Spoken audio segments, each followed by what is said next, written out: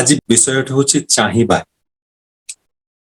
इंग्राजी जहाँ कह जाए डिजायर्स बा वांट्स ये चाहिबा कथा जदि देखा जाए श्री श्री ठाकुर गोटे बाणी श्री श्री ठाकुर कहते सत्यानुसरण रे चाहिबाटा न पाइबा ही दुख किछि चाह नहीं दुख तुमर कौन कर चाहिबाटा न पाइबा ही दुख एक आमको श्री श्री ठाकुर सूचई देइछन्ति जे जीवन रे कोनोसी कामना वासना प्रत्याशा थिले ताहा जदि पूर्ण न हुए ताहा ही दुखर कारण ही हुए ठाकुर दृढ़तार सहित कहते किसी चाह नहीं दुख तुमर कौन कर प्रसंग रे गोटे कथा मन पड़े आचार्यदेव को पाखक आसी जड़े दंपति कथा छल कथा प्रसंग रे हठात पत्नी से हठात आचार्यदेव को कहले दादा आई वांट पीस मु मोर जीवन रे शांति चाहे मोर पारिवारिक दाम्पत्य जीवन रे मु शांति चाहे दादा आचार्यदेव टिके मुरुखी हसिले तापरे कहिले एई जे आपन कहिले आई वांट पीस एइथरु आई टाकू हटेई दियंतु रहिला कौन माँ जनक कहिले दादा वांट पीस आचार्यदेव कहउचंती वर्तमान एथर वांट को हटेई दि रहिला कौन माँ जनक कहिले आज्ञा रहिला पीस शांति आचार्यदेव कहउचंती बुझिले तो प्रथमे हटेई दबा को हुए आई को अहंकार को तापरे हटेई दबा को हुए वांट को चाहिबा को मु ए अहंकार को हटेई दबा को पड़े प्रथम तापरे चाहिबा डिजायर वांट ताको हटेई दबा को तापरे रहिला ए शांति ए सुख ए स्वच्छंद यदि सुख शांति आनंद को उपभोग करने को हुए जीवन रे ताहले प्रथमे ए आईटा को हटेबा को पड़े अहंकार को हटेबा को पड़े परवर्ती अवस्था रे हटेबा को पड़े ए वांट को ए चाहिबा को ए डिजायर को हटेई दबा को पड़े बाकी रही जाए ताहा वास्तविक जहां में चाहू था ताहा ही प्राप्त हुए चाहिबाटा सेतबेले प्राप्य हुए जेतबेले चाहिबाटा न थाए जहां में चाहती वास्तव भाव रे हृदय से कोण अनुकोण भितर जो इच्छा जो कामना ताहा प्राप्ति हुए सेतबेले जेतबेले से कामनाटा अपसरी जाए सेतबेले जेतबेले से चाहिबाटा अपसरी जाए चाहिबाटा दुखर कारण एथि पाई हुए कारण श्री श्री ठाकुर कहउचंती तांको बाणी रे पावार दिके झोंक दिले तोर करार नेशा टूटबी करार दिके झोंक दिले तोर अपनी पावा फुटबी ठाकुर कहउचन जेतबेले चाहिबाटा थाए सेतबेले झोंकटा थाए पाइबा दिगरे सेतबेले परिवार निशाटा किंतु भांगी जाए सेतबेले निशाटा थाए पाइबारे कामना वासना रे चाहिबारे वांट्स रे डिजायर्स रे सेतबेले थाए निशा ठाकुर कहउचंती से चाहिबार निशाटा को भूली जाई जेतबेले करिबा दिगरे झोंकटा तुमे लगेई दियो सेतबेले पाइबाटा फुटी उठिबो तुम सेतबेले दुख रहिबो कोठी सेतबेले अशांति रहिबो सेतबेले कष्ट रहिबो कोठी सेतबेले प्राप्ति जब संभव सेतिपाई श्री श्री ठाकुर कहउचंती पाइबा को जदि चाहो ताले हेई उठ हेई उठिबा को जदि चाहो ताले करि जाओ ना करे जे पेते चाहे दुख तार पीछे था न करी जे पाइबा को चाहे जे करे ना से हेई उठे ना जे हेई उठे ना से पाई पारे ना तेणु श्री श्री ठाकुर कहउचंती मु चाहे तो माने हेई उठ ताहाई श्री श्री ठाकुरंकर एक्सपेक्टेशन आम मान किछि चाह नाही दुख तुम कौन करिवे एई कथा जदि आज आधुनिक जुगरे काहाको कुहा जाए ताहा कौन के एक्सेप्ट करिवे ताहा कौन ग्रहण योग्य हबो आपण को बंधु बांधव सांग साथी कहिबे ये सब बाबा सन्यासी साधु संत तो आमे हेई पारिबा नै जे जीवन में किछि चाहिबा रहिबो नाही चाहिबा रहिबोनी ता कौन संभव किछि चाह नाही ए कथा ठाकुर किभली कहिसथि ता कौन संभव हेई पारे आजिर ए दुनिया रे विषय वस्तु एई पार्थिव वस्तुवादी दुनिया रे किछि चाह नाही एटा पुनी संभव केमिति से ठाकुर कहउछन्ति चाहिबाटाको जे पूरा छाडी देबाको हबो ता किंतु एई व्यक्तिगत चाहिबाटाको जदि समष्टिगत चाहिबारे परिणत करि देई पारो ताहेला उ चिंता किछि व्यक्तिगत चाहिबाटाको जदि समष्टिगत चाहिबारे परिणत करि देई पारो ताहेला उ चिंता कोन ताहेले से चाहिबाटा मध्य मंगल प्रसू से ठाकुर को पाख से दिन सकाळे छोट पिलाटीए तार स्कूल जीवा पथरे आछि ठाकुर को गोटे सुसंवाद दवा पाई ठाकुर पाखे पहुंची कहूँ ठाकुर जानती मो फर्स्ट क्लास फर्स्ट है स्कूल रे प्रथम श्रेणी रे उत्तीर्ण है ठाकुर ठाकुर खूब खुशी होती कहते अरे वाह बहुत खुशी लगिला तो कथा शुणी हेले कहलु तो क्लास रे केते जण पिला तो क्लास रे कौन समस्ते फर्स्ट क्लास पाइछंती पिलाटी कहूँ आगे ना समस्ते नुहे मो भली आउ केते जण फर्स्ट डिविजन पाइछंती अल्प कई जण पिला आउ अधिका पिला द्वितीय श्रेणी रे उत्तीर्ण होइछंती आउ बहुत पिला तृतीय श्रेणी थर्ड डिविजन पाइछंती आउ किछि पिला फेल भी हो जाइछ ठाकुर कहले तू फर्स्ट क्लास पाइछु सुनी मते बहुत खुशी लगिला किंतु मु से दिन सबुठारु बेसी खुशी हेबी जो दिन केवल तू नुहे तोर क्लास रे समस्ते फर्स्ट क्लास रे पास करी पारिबु चेष्टा करिता करि पारिबु छोट पिलाटी निष्पाप मनर निष्पाप हृदय नहीं मुंड हले कहूँ आगे हाँ ठाकुर चेष्टा करी ए पिलाटी भितर चाहिबा अछि सफलतार सहित उत्तीर्ण हवा पाई परीक्षा ए तो हला चाहिबा सेटा होछि तार व्यक्तिगत इच्छा ठाकुर कहउछन्ति से व्यक्तिगत इच्छाटाको समष्टिगत चाहिबारे परिणत करे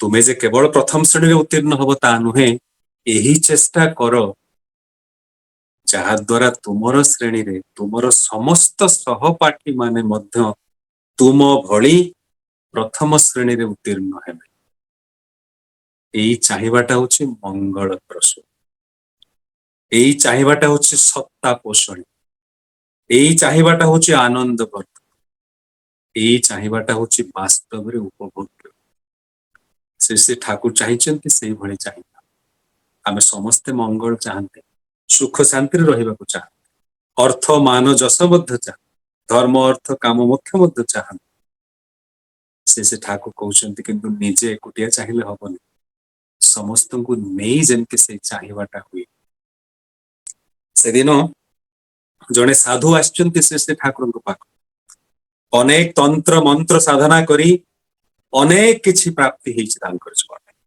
बहुत किछि पाइछन्ति तंत्र मंत्र साधना से ठाकुर कहउछन्ति ठाकुर खाली पादरे पानी ऊपर चली जाई मु पारे एभली शक्ति मोर अछि ठीक एई भली जने कथा कहितिले जने तांत्रिक प्रभु श्री रामकृष्ण परमहंस देव उत्तर रे रामकृष्ण देव कहितिले अरे दी पैसार साधना एतरे लाभ कोन हला दुई पैसा देले नाउरिया तो तुमको नदी पार करई दबो एथरे पुण की प्राप्ति एथरे की सिद्धि ठीक सेही भली कथा सेही साधुंकर श्री श्री ठाकुरंक सह ठाकुर को से अहमिकार सहित कहउछन्ति ठाकुर तंत्र मंत्र साधना करी एभली सिद्धि प्राप्ति मोर हेछि नदी उपरे पानी उपरे खाली पादरे मु चली जाई पारे पानी उपरे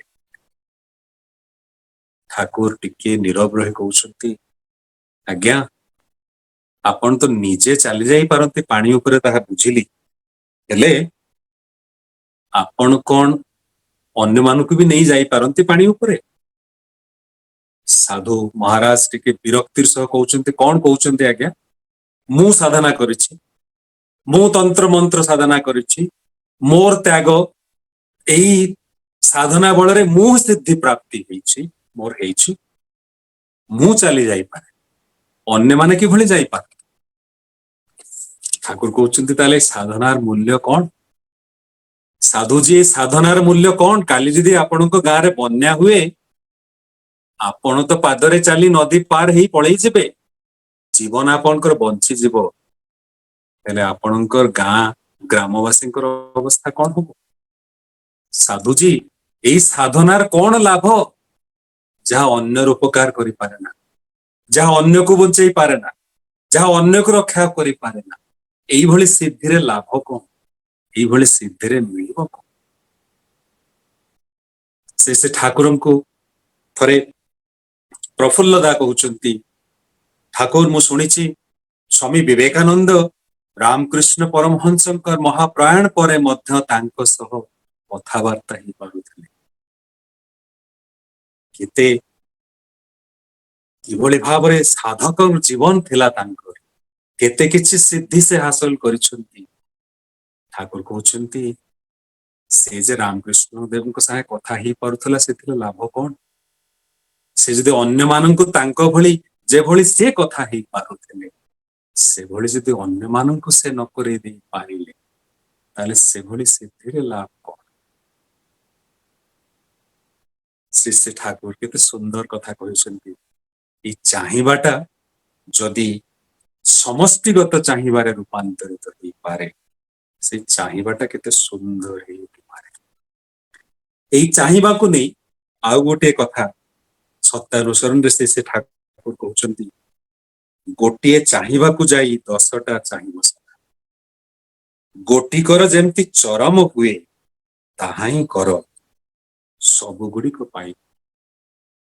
ସେ ଠାକୁର କହୁଛନ୍ତି ଗୋଟିଏ ଚାହିଁ ବସିବାକୁ ଯାଇ 10ଟା ଚାହିଁ ବସ। ଏଇ ବାଣୀ ଉପରେ ଆଲୋଚନା ହଉଛି ଶ୍ରୀ ଶ୍ରୀ ବଡଦାଙ୍କ ସହ। ଆପଣ ମାନେ ଜାଣନ୍ତି ସମସ୍ତେ ଶ୍ରୀ ଶ୍ରୀ ଠାକୁରଙ୍କ ସତ୍ୟାନୁସରଣ ବାଣୀ ଗୁଡିକ କିଭଳି ଶ୍ରୀ ଶ୍ରୀ ବଡଦା, ପିତୃଦେବ ଶ୍ରୀ ଶ୍ରୀ ବଡଦା କିଭଳି ବିଶଦ ଭାବରେ, ସୁନ୍ଦର ଭାବରେ, ମାର୍ମିକ ଭାବରେ ଆମ ମାନଙ୍କ ସମସ୍ତଙ୍କ ପାଖରେ ବ୍ୟାଖ୍ୟା କରିଦେଇ ଯାଇଛି। ଶ୍ରୀ ଶ୍ରୀ ଠାକୁରଙ୍କର କଥା ଯେଭଳି ଅତୁଳନୀୟ, ଶ୍ରୀ ଶ୍ରୀ ଠାକୁରଙ୍କର କଥାକୁ ମଣିଷ ପାଖରେ ବୋଧଗମ୍ୟ କରିବା ପାଇଁ ଶ୍ରୀ ଶ୍ରୀ ବଡଦାଙ୍କର ଯୋଉ ପ୍ରଚେଷ୍ଟା, ତାହା ମଧ୍ୟ ଅତୁଳନୀୟ। ଶ୍ରୀ ଶ୍ରୀ ବଡଦା ଯଦି ଶ୍ରୀ ଶ୍ରୀ ଠାକୁରଙ୍କର ଏଇ କଥା ଗୁଡିକ ଆମମାନଙ୍କ ପାଖରେ ବ୍ୟାଖ୍ୟା କରି ନ ଯାଇଥାନ୍ତେ, ତାହେଲେ ଶ୍ରୀ ଶ୍ରୀ ଠାକୁରଙ୍କ କଥା ଗୁଡିକ ବୁଝିବା ହୁଏତ ଆମମାନଙ୍କ ପକ୍ଷରେ ସମ୍ପୂର୍ଣ୍ଣ ଭାବରେ ସମ୍ଭବ ହେଇନଥାନ୍ତା। ଆଲୋଚନା ଛଳରେ ସେ ସମସ୍ତଙ୍କୁ ପଚାରୁଛନ୍ତି, ଯୋଉମାନେ ବସିଛନ୍ତି, ଯେ ଗୋଟିଏ ଚାହିଁବାକୁ ଯାଇ 10ଟା ଚାହିଁ ବସନି, ତାର ଅର୍ଥ କଣ? ଅନେକ ଅନେକ ପ୍ରକାର କହୁଛନ୍ତି, କୌଣସି ଉତ୍ତରରେ ଶ୍ରୀ ଶ୍ରୀ ବଡଦା ସନ୍ତୁଷ୍ଟ ହେଇପାରି ନାହାନ୍ତି। ଶ୍ରୀ ଶ୍ରୀ ବଡଦା କହୁଛନ୍ତି, ଆମେ ମାନେ ଚାହାନ୍ତି କଣ ପରମ ପିତାଙ୍କ ଠାରୁ? ଏ ଅର୍ଥ, ମାନ, ଯଶ ଇତ୍ୟାଦି ଏସବୁ ଚାହାନ୍ତି ତ? ଏଇ ସବୁ କିଛି ନ ଚାହିଁ ଯଦି ସେଇ ଜଣଙ୍କୁ ଚାହାନ୍ତି, ଯିଏ ହଉଛନ୍ତି ଇଷ୍ଟ, ଆମମାନଙ୍କ ଜୀବନରେ ପରମ ଆରାଧ୍ୟ, ତାଙ୍କୁ ଯଦି ଚାହାନ୍ତି, ସିଏ ଯଦି ଜୀବନର କାମନା ହେଇ ଉଠନ୍ତି, ସିଏ ଯଦି ଜୀବନର ଆକାଂକ୍ଷା ହେଇ ଉଠନ୍ତି, ଚିର ଇପ୍ସିତ ହେଇ ଉଠନ୍ତି, ତାହେଲେ ସବୁ ଗୁଡ଼ିକ ପାଇବା ସମ୍ଭବ।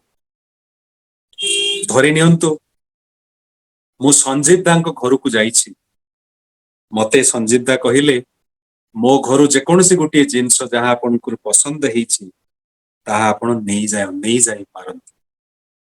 ଖୁବ ଖୁସି ହେଇଯାଇଛି, ସଞ୍ଜୀବ ଦାଙ୍କ ଘରୁ ଗୋଟେ ଜିନିଷ ମୁଁ ନେଇଯାଇପାରିବି। ହେଲେ ସଞ୍ଜୀବ ଦା ମନେ ପକେଇ ଦଉଛନ୍ତି, ସୂର୍ଯ୍ୟ ଭାଇ ଗୋଟିଏ ଜିନିଷ, ଗୋଟିଏରୁ ଅଧିକା ନୁହେଁ। ତାଙ୍କ ଘରେ ଥିବା ଆସବାସ ପତ୍ର, ତାଙ୍କ ଘରେ ଥିବା ସୁନ୍ଦର ଫ୍ରିଜ ଟାକୁ ଦେଖି ଇଚ୍ଛା ହଉଛି ନେଇଯିବା ପାଇଁ। ତାପରେ ଦେଖୁଛି ଟେଲିଭିଜନ ସେଟଟା ମଧ୍ୟ ବହୁତ ଭଲ ହେଇଛି, ସେଇଟା ବି ନେଇଯିବା। ତାପରେ ଦେଖିଛି ଯୋଉ ଫ୍ୟାନ ଟି ଲାଗିଛି ସେଇଟା ମଧ୍ୟ ଖୁବ ଉପାଦେୟ ଜିନିଷ, ସେଇଟା ନେଇଗଲେ କେମିତି ହୁଅନ୍ତା। ତାପରେ ଭାବୁଛି କମ୍ପ୍ୟୁଟରଟା ଯୋଉ ଘରେ ଅଛି ତାକୁ ନେଇଗଲେ ବହୁତ କାମରେ ଲାଗନ୍ତା।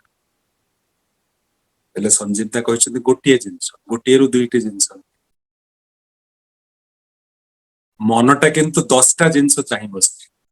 ମନ କହୁଛି ଫ୍ରିଜ ବି ନେବି, ଟିଭି ବି ନେବି, କମ୍ପ୍ୟୁଟର ବି ନେବି, ଲାଇଟ ବି ନେବି, ଫ୍ୟାନ ବି ନେବି। ଏଇ ହଉଛି ମଣିଷର ଅବସ୍ଥା। ସବୁ କିଛି ପାଇବା ପାଇଁ କାମନା, ଅର୍ଥ, ମାନ, ଯଶ ସବୁ କିଛି ପାଇବା ହଉଛି କାମନା। କିନ୍ତୁ ମୁଁ ଯଦି ସଞ୍ଜୀବ ଦାଙ୍କ ପାଖରୁ ସେ ଗୋଟିଏ ଜିନିଷ ମାଗିବି, ମୁଁ ଯଦି କହେ ଦାଦା ଗୋଟିଏ ଜିନିଷ ଦରକାର, ସେ ହଉଛନ୍ତି ଆପଣ। ଆପଣ ଯଦି ମୋର ହେଇଯାଆନ୍ତି ଆଉ ମୋର କିଛି ଦରକାର ନାହିଁ। ବୁଦ୍ଧିମାନ ବ୍ୟକ୍ତି କିନ୍ତୁ ତାହା ହିଁ ମାଗିବେ।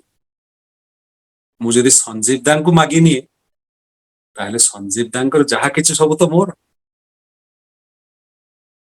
ଠିକ ସେଇଭଳି ମୁଁ ଯଦି ପରମପିତା ଯଦି ମୋର ଇପ୍ସିତ ହେଇ ଉଠନ୍ତି, ସେ ହିଁ ଯଦି ହେଇ ଉଠନ୍ତି ମୋର ଆକାଂକ୍ଷା, ସିଏ ହିଁ ଯଦି ହେଇ ଉଠନ୍ତି ମୋର କାମ୍ୟ, ଏ ବିଶ୍ଵ ଦୁନିଆର ମାଲିକ ଯିଏ, ଏ ଦୁନିଆର ଯିଏ ଅଧୀଶ୍ୱର, ଏ ସମସ୍ତ ବିଶ୍ଵ ବ୍ରହ୍ମାଣ୍ଡର ସ୍ରଷ୍ଟା ଯିଏ,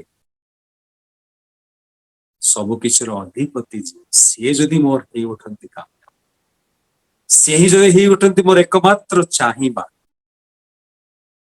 ତାହେଲେ ସବୁ କିଛି ତ ପାଇବା ସମ୍ଭବ ହୁଏ। ଯାହା ଶ୍ରୀ ଶ୍ରୀ ଠାକୁର କହିଛନ୍ତି, ଗୋଟିକର ଯେଭଳି ଚରମ ହୁଏ ତାହା ହିଁ କର, ସବୁ କିଛି ପାଇବ। ସେଇ ଚରମର ଚରମ ଯିଏ, ସବୁ କିଛି କାମନା ବାସନାର ଯିଏ ଚରମ, ତାଙ୍କୁ ଯଦି ମୋର କାମ୍ୟ କରି ତୋଳେ, ତାଙ୍କୁ ଯଦି ମୋ ଜୀବନରେ ଇପ୍ସିତ କରି ତୋଳେ, ତାଙ୍କୁ ସେ ଯଦି ମୋ ଜୀବନର ପରମ ଧ୍ୟେୟ ହେଇ ଉଠନ୍ତି, ତାହେଲେ ଆଉ ପାଇବାର ଅଭାବ ରହେ ନା। ରାମକୃଷ୍ଣ ପରମହଂସ ଦେବ କହୁଛନ୍ତି, ଯେ ମଣିଷ ଭଗବାନଙ୍କ ପାଖକୁ ଯାଇ କହେ ଧନ ଦିଅ, ଲକ୍ଷ୍ମୀ ଦିଅ, ଅର୍ଥ ଦିଅ, ଟଙ୍କା ଦିଅ, ଘର ଦିଅ, ଗାଡି ଦିଅ, ତାଠାରୁ ମୂର୍ଖ ଆଉ କଣ କି ଅଛି? ରାମକୃଷ୍ଣ ଦେବ କହୁଛନ୍ତି, ବୁଦ୍ଧିମାନ ବ୍ୟକ୍ତି ସେ, ଜ୍ଞାନୀ ବ୍ୟକ୍ତି ସିଏ, ଯିଏ ଯାଇ କହେ ଈଶ୍ୱରଙ୍କୁ, ଈଶ୍ୱର ମତେ ଭକ୍ତି ଦିଅ, ମତେ ବୁଦ୍ଧି ଦିଅ, ମତେ ଜ୍ଞାନ ଦିଅ। ତାଠାରୁ ବଡ ଜ୍ଞାନୀ ବ୍ୟକ୍ତି, ବିଦ୍ୱାନ ବ୍ୟକ୍ତି ଆଉ କିଏ ହେଇପାରେ? ଯାହା ପାଖରେ ଅଛି ବୁଦ୍ଧି, ଯାହା ପାଖରେ ଅଛି ଧୀ, ଯାହା ପାଖରେ ଅଛି ମେଧା, ଯାହା ପାଖରେ ଅଛି ଯୋଗ୍ୟତା, ଯାହା ପାଖରେ ଅଛି ଦକ୍ଷତା, ଯାହା ପାଖରେ ଅଛି ବିଜ୍ଞତା, ଯାହା ପାଖରେ ଅଛି ଭକ୍ତି, ତାର କଣ ଜୀବନରେ କିଛି ଅଭାବ ହୁଏ? ତାକୁ ଧନ ଧାନ୍ୟରୁ, ଟଙ୍କା ପଇସା ଅର୍ଥ ଏସବୁ ମାଗିବାକୁ ପଡେ ନା। ସେ ଠାକୁର ସେ ହିଁ ଚାହିଁଛନ୍ତି, କାମ୍ୟ ହେଇ ଉଠନ୍ତୁ ସିଏ। ଯଦି ଚାହିଁବା କିଛି ଥାଏ, ତାହା ହଉଛି ଭକ୍ତି, ତାହା ହଉଛି ଜ୍ଞାନ, ଯେଉଁ ଜ୍ଞାନ ଦ୍ଵାରା ଅଜ୍ଞାନତାକୁ ଦୂର କରିପାରେ। এই ଅଜ୍ଞାନତା ହଉଛି ଦୁଃଖର କାରଣ, ଏବଂ এই ଜ୍ଞାନ ହିଁ ସୁଖର ଉପାଦାନ ହେଇ ଉଠେ। ସେଇ ଜ୍ଞାନ ଯଦି ମୁଁ ପାଏ, ଶ୍ରୀ ଠାକୁର କହୁଛନ୍ତି ଭକ୍ତ ହିଁ ହଉଛି ପ୍ରକୃତ ଜ୍ଞାନୀ, ଏବଂ ଅନୁଭୂତି ଦ୍ଵାରା ଯାହା ଜଣାଯାଏ ତାହା ହିଁ ହଉଛି ଜ୍ଞାନ। ଏବଂ ସେଇ ପରମ ପିତାଙ୍କ ପ୍ରତି ଅନୁରାଗ ସମ୍ପନ୍ନ ହେଇ, ଭକ୍ତି ପରାୟଣ ହେଇ, ତାଙ୍କୁ ତୃପ୍ତି ଦବାରେ ଯେଉଁ ପ୍ରୟାସ ଏବଂ ତାଙ୍କୁ ଅନୁରାଗର ସହ ଅନୁସରଣ କରିବା ଭିତରେ ଯେଉଁ ଉପଲବ୍ଧି, ସେଇ ଉପଲବ୍ଧି ହଉଛି ଜ୍ଞାନ। ଏବଂ ସେଇ ଜ୍ଞାନ ଯେତେବେଳେ ମଣିଷର ଜୀବନରେ ହୁଏ, ସେତେବେଳେ ତାର ଅଜ୍ଞାନତା କିନ୍ତୁ ଦୂର ହେଇଯାଏ, ସେତେବେଳେ ତାର ଜୀବନର ଦୁଃଖ ଦୂର ହେଇଯାଏ। କାରଣ ଏ ଅଜ୍ଞାନତା ହଉଛି ଦୁଃଖର କାରଣ। ଠାକୁର କହୁଛନ୍ତି, ଜୀବନର ଉଦ୍ଦେଶ୍ୟ ହଉଛି ଅଭାବଟାକୁ ଏକଦମ ତୋଡ଼ିବା, ଅଭାବଟାକୁ ଏକଦମ ତୋଡ଼ିଦବା। ଅନ୍ତର ଭିତରେ ଥିବା ଯୋଉ ଶୂନ୍ୟତା, ଜୀବନ ଭିତରେ ଯୋଉ ଦୁଃଖ, ଦୈନ୍ୟ, ଶାନ୍ତି, ଯୋଉ ଅଭାବ, এই ସମସ୍ତଟାକୁ ତଡ଼ିଦବା ହଉଛି ଜୀବନର ଉଦ୍ଦେଶ୍ୟ। ଏଇ ଅଭାବଟାକୁ ତଡ଼ିଦବା ସେତେବେଳେ ସମ୍ଭବ ହୁଏ। ଠାକୁର କହୁଛନ୍ତି ତାହା କେବଳ କାରଣକୁ ଜାଣିଲେ ହେଇପାରେ। କେଉଁଥିର ଅଭାବ ଯାଏ, ସେଇଥିରୁ ହିଁ ବ୍ରହ୍ମ ଜିଜ୍ଞାସା ଆସେ। ଏଇ କାରଣକୁ ଜାଣିବା ଭିତରେ କଣ ପାଇଁ ମୋ ଜୀବନର ଅଭାବ, କଣ ପାଇଁ ମୋ ଜୀବନର ଯାହା କିଛି ଚାହିଦା ତାହା ପୂର୍ଣ୍ଣ ହେଇପାରେ ନା, କଣ ପାଇଁ ଜୀବନରେ ଦୈନ୍ୟ, ଅଶାନ୍ତି, ଦୁଃଖ, ଯନ୍ତ୍ରଣା ଏଇସବୁର କାରଣ ଯେତେବେଳେ ମୁଁ ବୁଝିପାରେ, ସେତେବେଳେ ଅଭାବଟା କିନ୍ତୁ ଦୂରୀଭୂତ ହେଇଯାଏ। ଏଇ କାରଣକୁ ଜାଣିବା ଭିତର ଦେଇ, ଏଇ କାରଣକୁ ଜାଣିବାର ଯୋଉ ପ୍ରୟାସ, ସେଇଥିରୁ ହିଁ ଆସେ ବ୍ରହ୍ମ ଜିଜ୍ଞାସା। ସେଇ ବ୍ରହ୍ମଙ୍କୁ, ସେଇ ପରମ ବ୍ରହ୍ମଙ୍କୁ ପାଇବା ପାଇଁ ଯେତେବେଳେ ସେଇ କାମନା ନିଜ ଭିତରେ ବଳବତ୍ତର ହେଇଉଠେ, ସେତେବେଳେ ଜଗତଟା ସ୍ୱଚ୍ଛ ନିର୍ମଳ ହେଇ ଆଖି ସାମ୍ନାରେ ଭାସି ଉଠେ। ତାହା ହିଁ ବାସ୍ତବ ଜ୍ଞାନ। ସେତେବେଳେ କାରଣ, ପରିଣାମ, ନିରାକରଣ ଏଇ ସବୁର ଜ୍ଞାନ ବୋଧ, ମଣିଷର ବୋଧ ଭିତରେ ସେଗୁଡିକ ଜାଗି ଉଠେ। ବୋଧ ଗୁଡିକ ଯେତେବେଳେ ସାଡା ପାଇ ପରିବେଶ ଠାରୁ ରୂପାନ୍ତରିତ ହୁଏ ଭାବରେ, ଯେତେବେଳେ ବୋଧ ଗୁଡିକ ସାଡା ପାଇ, ଇମ୍ପଲ୍ସ ପାଇ ପରିବେଶ ଠାରୁ ଭାବରେ ଯେତେବେଳେ ରୂପାନ୍ତରିତ ହୁଏ, ଏବଂ ସେଇ ଚରମ ବୋଧରୁ ଯେତେବେଳେ ସେଇ ପରମ ଭାବର ସୃଷ୍ଟି ହୁଏ, ପରିବେଶର ସାଡା ପାଇବା ଭିତରେ, ସେତେବେଳେ ପରମ ଭାବରେ ମଣିଷ ଭାବିତ ହେଇ ଉଠେ। ସେତେବେଳେ ସେ ବୁଝିପାରେ ସେ ବ୍ରହ୍ମଙ୍କୁ, ସେତେବେଳେ ବୁଝିପାରେ, ସେତେବେଳେ ଜୀବନରେ କାମ୍ୟ ହେଇ ଉଠନ୍ତି ସେଇ ପରମ ପ୍ରେମମୟ, ସେଇ ଜୀବନରେ ପରମ ଆରାଧ୍ୟ। ସେତେବେଳେ ଜୀବନର ଅଭାବ ରହେ ନା, ଦୁଃଖ ରହେ ନା, ଯନ୍ତ୍ରଣା ରହେ ନା, କଷ୍ଟ ରହେ ନା। ସେ ଠାକୁର କହୁଛନ୍ତି ଉଦ୍ଦେଶ୍ୟରେ ଅନୁପ୍ରାଣିତ ହୁଅ, ପରମ ଆନନ୍ଦରେ ଯାହା କିଛି ବାଧା ବିପତ୍ତି ଏଇ ଉଦ୍ଦେଶ୍ୟକୁ ପାଇବା ପଥରେ ଯାହା କିଛି ବାଧା ବିପତ୍ତି ଆସୁନା କାହିଁକି, ତାକୁ ଅତିକ୍ରମ କରିବାକୁ ଚେଷ୍ଟା କର, ଉଦ୍ଦେଶ୍ୟରେ ସଫଳ ହବ। ଏଇ ଉଦ୍ଦେଶ୍ୟରେ ଅନୁପ୍ରାଣିତ ହବା ଅର୍ଥ କଣ? ଶ୍ରୀ ଶ୍ରୀ ବଡଦାଙ୍କୁ ସେଦିନ ସମୀପରେ ବସିଥିବା ଭବେଶ ଦା କହୁଛନ୍ତି ତାର ଅର୍ଥ ହଉଛି ଉଦ୍ଦେଶ୍ୟ ଦ୍ଵାରା ଅନୁପ୍ରାଣିତ ହବା। ଶ୍ରୀ ଶ୍ରୀ ବଡଦା କହୁଛନ୍ତି ତାହା ତ ଲେଖା ହେଇଛି, ତା କଣ ମୁଁ ବୁଝିପାରୁନି, ଉଦାହରଣ ଦେଇ କୁହ। ଭବେଶ ଦା ନିରୁତ୍ତର, ବିଶେଷ କିଛି କହିପାରୁନାହାନ୍ତି। ପିତୃଦେବ କହୁଛନ୍ତି ଜୀବନର ଉଦ୍ଦେଶ୍ୟ କଣ? ଜୀବନର ଉଦ୍ଦେଶ୍ୟ ହଉଛି ଈଶ୍ୱର ପ୍ରାପ୍ତି। ଜୀବନର ଉଦ୍ଦେଶ୍ୟ ହଉଛି ତାଙ୍କୁ ପାଇବା। ତାଙ୍କୁ ପାଇବା ଯଦି ଜୀବନର ଉଦ୍ଦେଶ୍ୟ ହୁଏ, ଏବଂ ସେଇ ଉଦ୍ଦେଶ୍ୟରେ ଯଦି ମୁଁ ଅନୁପ୍ରାଣିତ ହେଇ ଉଠେ, ଏବଂ ସେଇ ଉଦ୍ଦେଶ୍ୟକୁ ଚରିତାର୍ଥ କରିବା, ତାକୁ ସାର୍ଥକ କରିବା ସମୟରେ, ସେଇ ପ୍ରୟାସରେ ଯାହା କିଛି ବାଧା ବିପତ୍ତି ଆସେ, ତାକୁ ଯଦି ଧୈର୍ଯ୍ୟ ସହକାରେ, ତାକୁ ଯଦି ୱିଥ୍ ପେସେନ୍ସ, ନିଷ୍ଠା ସହକାରେ ସେଗୁଡିକ ଯଦି ମୁଁ ଅତିକ୍ରମ କରିପାରେ, ତାହେଲେ ଉଦ୍ଦେଶ୍ୟରେ ସଫଳ ହବା ସମ୍ଭବ ହେଇପାରେ। ସେ ଠାକୁରଙ୍କୁ ସେଦିନ ଭକ୍ତ ପଚାରୁଛନ୍ତି, ଠାକୁର କେତେ ମଣିଷ ସହ୍ୟ କରିପାରେ? ସହିବାର ତ ପୁଣି ଗୋଟେ ସୀମା ଅଛି। ଠାକୁର କହୁଛନ୍ତି ଏଇ ଫ୍ୟାଟିଗ୍ର ଲେୟରଟା ଯେତେବେଳେ ତମ ମାନେ ଅତିକ୍ରମ କରି ଚାଲିଯିବ, ଯେତେବେଳେ ତୁମେ ଏଇ କ୍ଳାନ୍ତିର ସ୍ତରଟାକୁ ଅତିକ୍ରମ କରିଦେଇ ଆଗେଇ ଯାଅ, ସେତେବେଳେ କଣ ଯେ ତୁମେ କରିପାର ତୁମେ ନିଜେ ମଧ୍ୟ ବୁଝିପାରିବ, ତୁମେ ନିଜେ ମଧ୍ୟ ଠଉରେଇ ପାରିବ ନାହିଁ କଣ ତୁମେ କରିପାର। ଯେତେବେଳେ ସିଏ ତୁମର ଜୀବନର ଉଦ୍ଦେଶ୍ୟ ହେଇ ଉଠନ୍ତି, ପରମ କାମ୍ୟ ହେଇ ଉଠନ୍ତି, ଏବଂ ତାଙ୍କୁ ପାଇବା ପାଇଁ, ତାଙ୍କୁ ତୃପ୍ତି ଦେବା ପାଇଁ, ତାଙ୍କୁ ଜୀବନରେ ଉପଲବ୍ଧି କରିବା ପାଇଁ ଯେତେବେଳେ ତୁମ ମାନେ ପ୍ରୟାସୀ ହେଇ ଉଠ, କୁଦି ପଡ, ଡେଇଁ ପଡ ସେଇ ମହାଯଜ୍ଞରେ, ସେତେବେଳେ କେତେବେଳେ ଯେ କ୍ଳାନ୍ତିର ସ୍ତର ତୁମେ ଅତିକ୍ରମ କରିଯାଅ ତାହା ତୁମେ ନିଜେ ହିଁ ବୁଝିପାର ନା।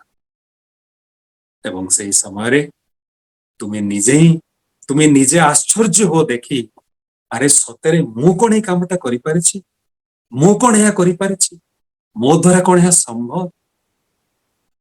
ଠାକୁର କହୁଛନ୍ତି ଯେ କ୍ଳାନ୍ତିର ସ୍ତରଟା ତୁମେ ଯେତେବେଳେ ଅତିକ୍ରମ କରି ଯାଇପାର ସେତେବେଳେ ଅସମ୍ଭବ ସମ୍ଭବ ହେଇଯାଇପାରେ।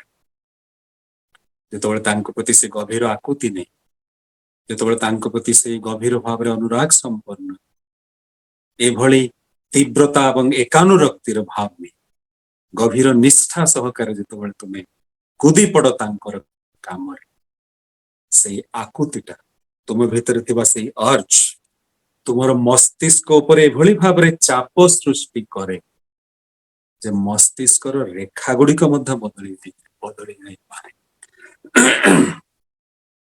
ଏଇ ଆକୁତି, ଏଇ ଅର୍ଜ ପ୍ରଭୁଙ୍କୁ ଖୁସି କରିବା ପାଇଁ, ଇଷ୍ଟଙ୍କୁ ଖୁସି କରିବା ପାଇଁ, ଠାକୁରଙ୍କୁ ଖୁସି କରିବା ପାଇଁ ଆକୁତି ଯେତେବେଳେ ତୀବ୍ର ହେଇ ଉଠେ, ଇଣ୍ଟେନ୍ସ ହେଇ ଉଠେ, ଏକାନୁରକ୍ତି ତାର ଚରମ ଶ୍ରେଷ୍ଠତାରେ ଯେତେବେଳେ ମଣିଷ ପହଞ୍ଚେ, ସେତେବେଳେ ଠାକୁର କହୁଛନ୍ତି ମଣିଷର ମସ୍ତିଷ୍କ ଉପରେ ଏଭଳି ଚାପ ସୃଷ୍ଟି ହୁଏ ଯେ କପାଳର ରେଖା ଗୁଡିକ ପର୍ଯ୍ୟନ୍ତ ବଦଳି ଯାଏ, ହାତର ରେଖା ଗୁଡିକ ପରିବର୍ତ୍ତନ ହେଇଯାଏ। ସେ ଠାକୁର କହୁଛନ୍ତି ମଣିଷ ନିଜେ ନିଜ ହାତରେ ତାର ଭାଗ୍ୟର ପରିବର୍ତ୍ତନ କରେ, ବଦଳି ଦିଏ ସେ ତାର ଭାଗ୍ୟ, ପରିବର୍ତ୍ତନ କରିଦିଏ ତାର ଜୀବନର ଧାରା। ଏଇ ଗୋଟେ ସେ ବିଜ୍ଞ, ପ୍ରାଜ୍ଞ, ଯୋଗ୍ୟ, ପରାକ୍ରମୀ ଈଶିତ୍ୱ ତା ଭିତରେ ଜାଗି ଉଠେ, ମାଷ୍ଟ୍ରି ତା ଭିତରେ ଜାଗି ଉଠେ, ଅସମ୍ଭବକୁ ସମ୍ଭବ କରିଦେଇପାରେ। ସେଇ ବ୍ୟକ୍ତି ହଉଛି ବାସ୍ତବ ଭାବରେ ଉଦ୍ଦେଶ୍ୟରେ ଅନୁପ୍ରାଣିତ। ଏ ଉଦ୍ଦେଶ୍ୟରେ ଅନୁପ୍ରାଣିତ ମଣିଷ ଯେତେବେଳେ ଆଗେଇ ଯାଏ ସେତେବେଳେ କିନ୍ତୁ ଅନେକ ବାଧା ବିପତ୍ତି ସୃଷ୍ଟି, ଅନେକ ପଛ ଟାଣ, ବୃତ୍ତି ପ୍ରବୃତ୍ତିର ଟାଣ ତାକୁ ଟାଣି ଧରେ। ସେ ଯେ ଠାକୁର କହୁଛନ୍ତି ତୁମେ କିନ୍ତୁ ଖଣ୍ଡିତ ହୁଅ ନା, ଅଖଣ୍ଡ ରହିବାକୁ ଚେଷ୍ଟା କର। ତୁମମାନଙ୍କ ଜୀବନ ଯେତେବେଳେ ଇଷ୍ଟଙ୍କ ଦ୍ୱାରା ଅନୁପ୍ରାଣିତ ହେଇ ତୁମେ ଆଗେଇ ଚାଲ, ସେତେବେଳେ ଯଦି ବୃତ୍ତି ପ୍ରବୃତ୍ତି ପଛକୁ ଟାଣି ଆଣେ, ଯଦି ମୁଁ ତୁମକୁ ଗୋଟିଏ କାମରେ ପଠେଇଛି, ସେଇ କାମ କରିବାକୁ ଯାଇ ତୁମେ ଆଉ ଗୋଟିଏ କାମ ଧରି ବସ, ଆଉ କିଛି ତୁମକୁ ଆଟ୍ରାକ୍ଟ କରିନିଏ ବା ଆକର୍ଷଣ କରିନିଏ, ମୋର କାମ କରିବା ଯୋଉ ଅସଲ ଉଦ୍ଦେଶ୍ୟ ସେଥିରୁ ତୁମେ ଅପସରି ଯାଅ, ତୁମର ମନ ଧ୍ୟାନ ଲାଗିଯାଏ ଆଉ ଗୋଟିଏ ଅନ୍ୟ କିଛିରେ, ଯେଉଁଥିରେ ହୁଏତ ତମକୁ କିଛି ନାମ ଯଶ ମିଳିପାରେ, କିଛି ତୁମମାନଙ୍କୁ ତୁମର କୌଣସି ଆର୍ଥିକ ସୁବିଧା ହେଇପାରେ, ଆଉ କିଛି ପ୍ରାପ୍ୟ ହେଇପାରେ, ସେତେବେଳେ ଲାଗିଯାଅ ସେଇ କାମରେ, ତୁମମାନଙ୍କ ଜୀବନଟା ଖଣ୍ଡିତ ହେଇଯାଏ। ତ ଜୀବନଟା ଅଖଣ୍ଡ ହବ କେତେବେଳେ, ଇଣ୍ଟିଗ୍ରେଟେଡ ହେବ କେତେବେଳେ, ଯେତେବେଳେ ସମସ୍ତ ଶରୀରର ପ୍ରତିଟି ଅଙ୍ଗ ପ୍ରତ୍ୟଙ୍ଗ, ଶରୀର, ମନ, ମସ୍ତିଷ୍କ, ପ୍ରାଣ, ଅନ୍ତର ସବୁ କିଛି, ଶରୀରର ସମସ୍ତ କୋଷ ଗୁଡିକ ଯେତେବେଳେ ଧାବିତ ହୁଏ ତାଙ୍କୁ ତୃପ୍ତି ଦେବା ପାଇଁ, ତାଙ୍କୁ ଖୁସି କରିବା ପାଇଁ, ସେହି ଯେତେବେଳେ ଏକମାତ୍ର କାମ୍ୟ ହେଇ ଉଠନ୍ତି ଜୀବନର, ସେତେବେଳେ ମଣିଷ କଣ ଯେ କରିପାରେ ତାର କଳ୍ପନା କରାଯାଇପାରେ ନା। ତାର ଜୀବନ ସେତେବେଳେ ଅଖଣ୍ଡ ଜୀବନ ହୁଏ, ଖଣ୍ଡିତ ହୁଏ ନା ତାର ଜୀବନ, ଧ୍ୱସ୍ତ ବିଧ୍ୱସ୍ତ ହୁଏ ନା ତାର ଜୀବନ, ଛିନ୍ନ ଭିନ୍ନ ହୁଏ ନା ତାର ଜୀବନ, ଏକ ଅଖଣ୍ଡ ମହାଜୀବନର ଅଧିକାରୀ ହୁଏ। ତାହା ହିଁ ହଉଛି ଉଦ୍ଦେଶ୍ୟର ଅନୁପ୍ରାଣିତ ହେବା କଥା। ଶ୍ରୀ ଠାକୁର ସତ୍ୟାନୁସରଣ କହୁଛନ୍ତି କାର୍ଯ୍ୟ କରିଦା, ଆବଦ୍ଧ ହୁଅ ନା। ଯଦି ବିଷୟର ପରିବର୍ତ୍ତନରେ ତୁମର ମନର ପରିବର୍ତ୍ତନ ହୁଏ, ତାହେଲେ ବୁଝି ରଖ ଯେ ତୁମେ ଆବଦ୍ଧ ହେଇଛ। ପୂଜ୍ୟ ଯତୀନ୍ଦ୍ର ମହାନ୍ତି ଦା ପରମ ପୂଜ୍ୟପାଦ ଶ୍ରୀ ଶ୍ରୀ ବଡଦାଙ୍କୁ ଏକଥା ପଚାରୁଛନ୍ତି, ଦାଦା ବଡଦା, ଏଇ ଯେ ବିଷୟର ପରିବର୍ତ୍ତନରେ ମନର ପରିବର୍ତ୍ତନ, ଏହାର ଅର୍ଥ କଣ? ଠିକ ଭାବରେ ବୁଝିପାରିଲେନି ଠାକୁରଙ୍କର ବାଣୀଟା। ଶ୍ରୀ ଶ୍ରୀ ବଡଦା କହୁଛନ୍ତି, ଏଇ ଯେ ତୁମେ ମନେକର ତୁମେ ତ ଜଣେ ଖୁବ ବଡ ବକ୍ତା, ସତ୍ସଙ୍ଗର ବିଭିନ୍ନ ସଭା ସମିତିରେ, ସତ୍ସଙ୍ଗରେ ବିଭିନ୍ନ ଅନୁଷ୍ଠାନରେ ତୁମେ ତ ବକ୍ତୃତା ଦିଅ, ମନେକର ତୁମକୁ ଜଣେ ଗୁରୁ ଭାଇ ତାଙ୍କ ଘରେ ହଉଥିବା ସତ୍ସଙ୍ଗକୁ ଆମନ୍ତ୍ରିତ କରିଛନ୍ତି, ତୁମର ସେଦିନ ବକ୍ତୃତା ଦେବାର କାର୍ଯ୍ୟକ୍ରମ ରହିଛି ତାଙ୍କର ସତ୍ସଙ୍ଗରେ, ତୁମେ ଯାଇ ସତ୍ସଙ୍ଗରେ ପହଞ୍ଚି ଦେଖ ସତ୍ସଙ୍ଗର ସମୟ ତ ହେଇ ଆସିଲାଣି, ହେଲେ ଆୟୋଜନ କିନ୍ତୁ ସମ୍ପୂର୍ଣ୍ଣ ହେଇନି। ଠାକୁରଙ୍କ ଆସନରେ ଠାକୁର ବସି ନାହାନ୍ତି। ଯୋଉଠାରେ ଗୁରୁ ଭାଇ ମାନେ ବସିବେ ସେଠାରେ ଅପରିଷ୍କାର ହିଁ ପଡିଛି, ଓଳା ହେଇନାହିଁ, ସତରଞ୍ଜ ଇତ୍ୟାଦି ପଡିନାହିଁ। ଗୁରୁ ଭାଇ ଜଣକ ଆପଣଙ୍କୁ ହାତ ଯୋଡ଼ି ଅନୁରୋଧ କରୁଛନ୍ତି, ଦାଦା ଦେଖନ୍ତୁ ମୁଁ ଏକୁଟିଆ ଲୋକ, ଅନେକ କିଛି କାମ ଗୁଡିକ ସାରି ପାରିନି, ସତ୍ସଙ୍ଗର ସମୟ ହେଇ ଆସିଲାଣି, ଗୁରୁ ଭାଇ ମାନେ ଆସି ପହଞ୍ଚିଯିବେ, ଦାଦା ଦୟାକରି ଆପଣ ଯଦି ଟିକେ ଝାଡୁଟା ମାରି ଦିଅନ୍ତେ, ମୁଁ ଏବଂ ଏଇ ଅନ୍ୟାନ୍ୟ କାମ ଠାକୁରଙ୍କ ଆସନ ଇତ୍ୟାଦି ସଜଉଛି, ଆପଣ ଯଦି ଟିକେ ଝାଡୁଟା ମାରି ଦିଅନ୍ତେ ଅନେକ ସୁବିଧା ହୁଅନ୍ତା। ଶ୍ରୀ ବର୍ଦା କହୁଛନ୍ତି, ସେତେବେଳେ ତୁମେ ଭାବୁଛ କଣ ହେଲା, ମୁଁ ଜଣେ ବକ୍ତା, ଅନେକ ଜାଗାରେ ମୁଁ ବକ୍ତୃତା ଦିଏ, ମୁଁ ଆସିଛି ଆଜି ସତ୍ସଙ୍ଗରେ ଶ୍ରୀ ଶ୍ରୀ ଠାକୁରଙ୍କ ବିଷୟରେ ଭାଷଣ ଦେବା ପାଇଁ, ମତେ ଭାଇ କଣ କହୁଛନ୍ତି ଝାଡୁ ମାରିବା ପାଇଁ। ଠାକୁର କହୁଛନ୍ତି ଏଇଠି ହେଲା ବିଷୟର ପରିବର୍ତ୍ତନ। ଆସିଥିଲ ବକ୍ତୃତା ଦେବା ପାଇଁ, ତୁମକୁ ସୁଯୋଗ ମିଳିଲା ଝାଡୁ ମାରିବା ପାଇଁ। ବିଷୟର ପରିବର୍ତ୍ତନ ହେଲା, ତାହା ସହ ତୁମର ମନର ପରିବର୍ତ୍ତନ ମଧ୍ୟ ଘଟିଲା। ତୁମେ ଯେ ଠାକୁରମୟ ହେଇ ଆସିଥିଲ, ତୁମେ ଯେ ଇଷ୍ଟଙ୍କ କଥା ଇଷ୍ଟଙ୍କ ଭାବରେ ଭାବିତ ହେଇ ଆସିଥିଲ, ସେଇ ଭାବରୁ କିନ୍ତୁ ତୁମେ ତୁମ ଭିତରେ ଇଷ୍ଟଙ୍କର ଭାବ ଅପସରି ଯାଇ ଅହଙ୍କାରର ଭାବ ଜାଗି ଉଠିଲା, କ୍ରୋଧ ବିରକ୍ତି ଆକ୍ରୋଶର ଭାବ ଜାଗି ଉଠିଲା। ସେତେବେଳେ ବିଷୟର ପରିବର୍ତ୍ତନରେ ମନର ପରିବର୍ତ୍ତନ ହେଲା। ସେତେବେଳେ ବୁଝି ରଖ ଯେ ତୁମେ ଆବଦ୍ଧ ହେଇଛ, ତୁମେ ମାନେ ଆବଦ୍ଧ ହେଇଛ। କେତେ ସୁନ୍ଦର ଭାବରେ ଏକ ସୁନ୍ଦର ଉଦାହରଣ ଦେଇ ପିତୃଦେବ ଶ୍ରୀ ଶ୍ରୀ ବଡ଼ଦା ବୁଝେଇ ଦେଇଛନ୍ତି। ସେଦିନ ପୂଜ୍ୟ ଯତୀନ୍ଦ୍ରାଙ୍କର ଗୋଟେ ଲେଖା ମୁଁ ପଢିଥିଲି, ସେଥିରେ ସେ ନିଜେ କଥା ଲେଖିଛନ୍ତି ଯେ କିଭଳି ସୁନ୍ଦର ଭାବରେ ପିତୃଦେବ ଏଇ କଥାଟିକୁ ଗୋଟେ ଉଦାହରଣ ସହ ବୁଝେଇ ଦେଇଛନ୍ତି। ଆମମାନେ ଯଦି ଉଦ୍ଦେଶ୍ୟରେ ଅନୁପ୍ରାଣିତ ହୁଅନ୍ତି, ଉଦ୍ଦେଶ୍ୟ ଯଦି ହୁଏ ଶ୍ରୀ ଶ୍ରୀ ଠାକୁରଙ୍କୁ ପ୍ରତିଷ୍ଠା କରିବା ନିଜର ଜୀବନରେ ଏବଂ ପାରିପାର୍ଶ୍ୱିକ ସମସ୍ତଙ୍କ ଭିତରେ, ତାହା ଯଦି ଜୀବନର ଉଦ୍ଦେଶ୍ୟ ହୁଏ, ସେଇ ଉଦ୍ଦେଶ୍ୟରେ ଯଦି ଅନୁପ୍ରାଣିତ ହୁଏ, ସେଥିରୁ ବିଚ୍ୟୁତ ହବାର ଉପାୟ କିନ୍ତୁ ନାହିଁ, ସେଥିରୁ ବିଚ୍ୟୁତ ହବାର କୌଣସି ପଥ କିନ୍ତୁ ନାହିଁ। କାରଣ ତାହା ହିଁ ଏକମାତ୍ର ଚାହିଁବା, ତାହା ହିଁ ଏକମାତ୍ର କାମ୍ୟ, ତାହା ହିଁ ଏକମାତ୍ର କାମନା। ସେଥିରୁ ବିଚ୍ୟୁତି ହବାର ଅର୍ଥ ଉଦ୍ଦେଶ୍ୟରେ ଅନୁପ୍ରାଣିତ ମାନେ ନୁହନ୍ତି। ସେ ଠାକୁର କହୁଛନ୍ତି ସତରେ ନିରବଚ୍ଛିନ୍ନ ଭାବରେ ଲାଗି ରହିବାର ଚେଷ୍ଟା ହିଁ ହଉଛି ଭକ୍ତି। ସତରେ ନିରବଚ୍ଛିନ୍ନ ଭାବରେ ଲାଗି ରହିବାର ଚେଷ୍ଟା, ଏଇ ନିରବଚ୍ଛିନ୍ନ ଭାବରେ ଲାଗି ରହିବାର ଚେଷ୍ଟା, ଯେଉଁ ଚେଷ୍ଟାରୁ କୌଣସି ଅହଙ୍କାର, ଅବିଶ୍ୱାସ, ବହୁ ନୈଷ୍ଠିକତା, କୌଣସି ନିନ୍ଦା ମତେ ବିଚ୍ୟୁତ କରିପାରେ ନା, ତାହା ହିଁ ହଉଛି ଭକ୍ତି। ଏବଂ ଶ୍ରୀ ଶ୍ରୀ ଠାକୁର କହୁଛନ୍ତି ଭକ୍ତି ହିଁ ସିଦ୍ଧି ଆଣି ଦେଇପାରେ। ଯଦି ମୋ ଜୀବନରେ ସିଦ୍ଧି ଚାହେଁ, ତାହା ହିଁ ହଉଛି ମୋର ଜୀବନର ଚାହିଁବା, ତାହା ହିଁ ହଉଛି ଜୀବନର କାମ୍ୟ, ତାହା ହିଁ ହଉଛି ମୋର ଜୀବନର ତୃଷ୍ଣା। ସିଦ୍ଧି ଯଦି ମୋର କାମନା, ତାହେଲେ ଭକ୍ତି ହିଁ କେବଳ ସିଦ୍ଧି ଆଣି ଦେଇପାରେ। ଠାକୁର ଏଇ ଛୋଟ ହିଁଟି ଲଗେଇଛନ୍ତି, ଭକ୍ତି ହିଁ ସିଦ୍ଧି ଆଣି ଦେଇପାରେ। ତାର ତ ଭକ୍ତି ଛଡା ଆଉ କୌଣସି ଜିନିଷ ନାହିଁ ଯାହା ମାନଙ୍କ ଜୀବନରେ ସିଦ୍ଧି ଆଣି ଦେଇପାରେ। ସେଇ ଭକ୍ତି ହଉଛି ସତରେ ନିରବଚ୍ଛିନ୍ନ ଭାବରେ ଲାଗି ରହିବା। ଏଇ ସତ୍ କଣ? ଏଇ ସତ୍ଟି ହଉଛି ତାହା ଯାହା ମତେ ସେଦିନ କିଛି ବର୍ଷ ଆଗରୁ ଆଚାର୍ଯ୍ୟଦେବ ନିଜେ ତାଙ୍କ ନିଜ ମୁହଁରେ ବୁଝେଇ ଦେଇଥିଲେ। ଯେତେବେଳେ ମତେ ସେ ପଚାରିଥିଲେ ସତ୍ୟାନୁସରଣ ଅର୍ଥ କଣ, ମୁଁ ଉତ୍ତରରେ କହିଥିଲି, ଦାଦା ଆଜ୍ଞା ସତ୍ର ଅନୁସରଣ କରିବା ହେଲା ସତ୍ୟାନୁସରଣ। ବିଶେଷ ସନ୍ତୁଷ୍ଟ ହେଲେ ନାହିଁ ସେ ଉତ୍ତରରେ। ବର୍ତ୍ତମାନ ଆଚାର୍ଯ୍ୟଦେବଙ୍କ କଥା କହୁଛି, ସେ ମତେ କହିଲେ ସତ୍ ସ୍ୱରୂପ ଯିଏ ତାଙ୍କର ଅନୁସରଣ କରିବା ହଉଛି ସତ୍ୟାନୁସରଣ। সৎ স্বরূপ যিনি ওনার অনুসরণ করাই হচ্ছে সত্যানুসরণ। ତା ଛଡା ସତ୍ୟାନୁସରଣଟା ପଢି ଦେଇ ମୁଖସ୍ଥ କରିଦେଇ ଅନର୍ଗଳ କହିଲେ ସତ୍ୟାନୁସରଣ ହେଲା ନାହିଁ। ଏଇ ସମସ୍ତଟା ଯାହାଙ୍କ ଭିତରେ ମୂର୍ତ୍ତିମନ୍ତ ହେଇଛି, ଏଇ ସତ୍ର ସ୍ୱରୂପ ଯିଏ, ଘନ ମୂର୍ତ୍ତି ଯିଏ, ତାଙ୍କର ଅନୁସରଣ କରିବା ହଉଛି ସତ୍ୟାନୁସରଣ। ଠିକ ସେଇଭଳି ଭାବରେ ସତରେ ନିରବଚ୍ଛିନ୍ନ ଭାବରେ ଲାଗି ରହିବାର ଯୋଉ ଚେଷ୍ଟା, ଏଠି ସତ୍ର ଅର୍ଥ ହଉଛି ସତ୍ର ସ୍ୱରୂପ ଯିଏ, ସତ୍ର ସ୍ୱରୂପ, ସତ୍ର ଘନମୂର୍ତ୍ତି, ସତ୍ର ମୂର୍ତ୍ତିମନ୍ତ ପ୍ରତୀକ ହଉଛନ୍ତି ଶ୍ରୀ ଶ୍ରୀ ଠାକୁର। ତାଙ୍କ ସହ ନିରବଚ୍ଛିନ୍ନ ଭାବରେ ଲାଗି ରହିବାର ଯୋଉ ଚେଷ୍ଟା, ସେଇ ଚେଷ୍ଟା ହିଁ ହଉଛି ଭକ୍ତି। ଆଉ ଜୀବନରେ ଚାହିଁବାଟା ଯଦି ସିଦ୍ଧି ହୁଏ, କେବଳ ସେଇ ଭକ୍ତି ହିଁ ସେଇ ସିଦ୍ଧିକୁ ଆଣି ଦେଇପାରେ, ତାହା ବିନା ଅନ୍ୟ କୌଣସି ଉପାୟରେ ସମ୍ଭବ ନୁହେଁ।